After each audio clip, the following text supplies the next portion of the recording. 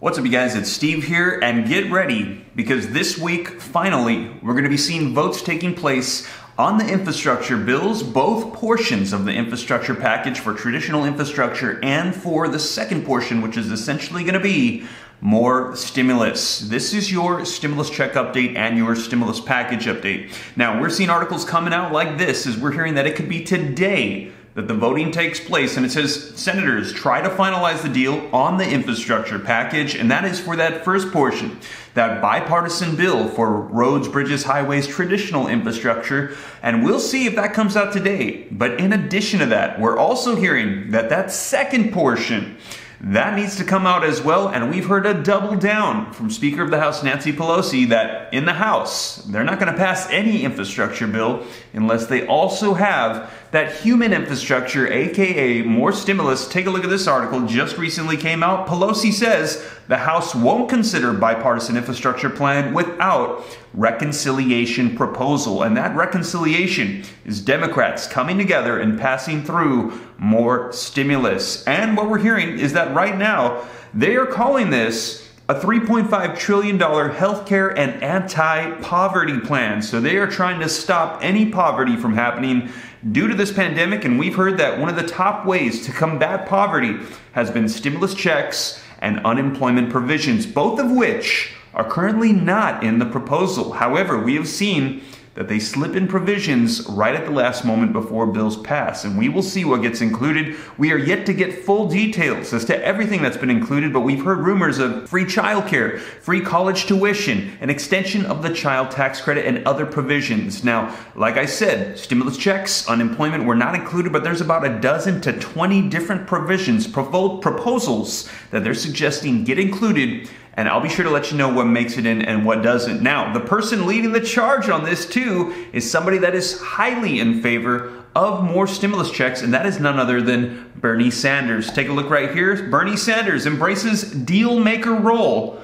in the Biden's anti-poverty push, and yes, that is that $3.5 trillion infrastructure human package for more stimulus. So you guys, I'm going to get you caught up on the latest as we might be seeing some voting, some bills arising today in Congress. So we're going to dive right in and get you caught up on the latest as of Monday, July 26, 2021. But before we do, if you can do me a quick favor, just takes a second. If you like and appreciate these updates, keeping you up to date on all this stuff, do me a quick favor, smash that like button. Just takes a second. It really helps out the channel a ton. Thank you so much. And if this is your first time here, hit the subscribe button. Turn on the notification bell. You can come join the viewing community. Come join the Ram fam, and I'll keep you up to date on all this stuff that's unfolding right now so you know what's happening with stimulus, Congress, the economy, unemployment, anything having to do with money. That's what I like to talk about here. And if you got any specific questions for me, be sure to shoot them to me in the DM on Instagram at SteveRam3. That's the best way to get a hold of me. But with that being said, you guys, let's dive into these articles, get you caught up on the latest as to what's happening today and what will likely unfold this week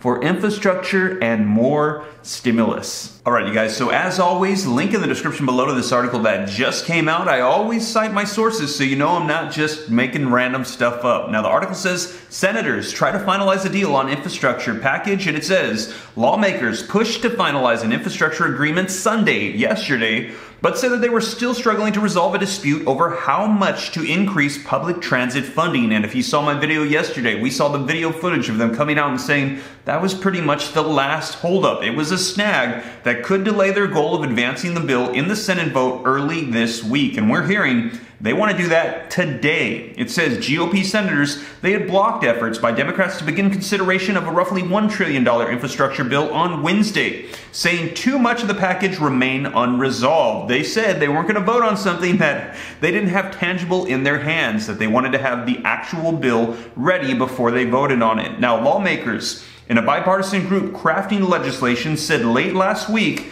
that they had hoped to finish in time to reverse that outcome in a second vote in the next few days. Now, Senator Rob Portman of Ohio, the lead GOP negotiator of the bipartisan group, said Sunday on ABC that negotiators were about 90% of the way there. And we're hearing that they are very, very close, that we are at the finish line and we might be seeing a bill today in reaching an agreement, but they were still battling over how much money to direct to public transit.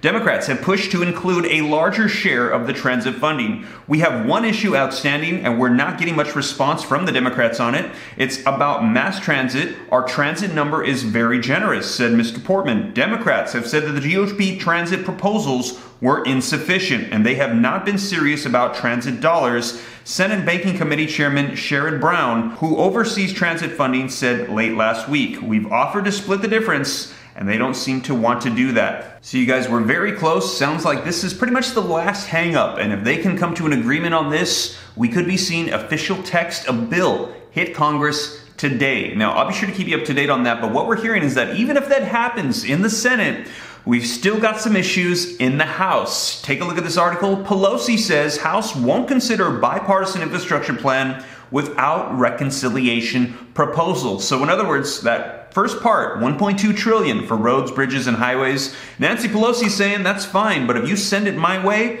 it's going to die in the House unless you also send human infrastructure, aka more stimulus, that anti-poverty bill that's going to be money for people. That's a $3.5 trillion stimulus plan that's called human infrastructure. It's getting disguised in the infrastructure bill, but it's going to be money for people. And she's saying, unless you have both of them ready, nothing is going to happen. Doubling down on her stance, saying you need to have it ready for the people. Now, the article says House Speaker Nancy Pelosi said that the House will not open debate on a bipartisan infrastructure deal unless the Senate passes a partisan plan through budget reconciliation in comments on ABC's This Week on Sunday. Now, the details of the bipartisan infrastructure plan, which is set to cost about $1.2 trillion, is still being negotiated by a group of Senate Democrats and Republicans, which we just saw in the last article. It says Democrats also want to pass a $3.5 trillion proposal via budget reconciliation rules, which allows the Senate to pass certain bills via a simple majority vote. And we're hearing there will be no Republicans supporting that infrastructure portion of 3.5 for more stimulus, saying that it's too much spending, we don't need it, so it's going to have to pass, with Democrats unifying and passing it on their own. Now, here's a quote, "I hope that it will pass. I won't put it on the floor unless we have the rest of the initiative," Pelosi said regarding the bipartisan bill.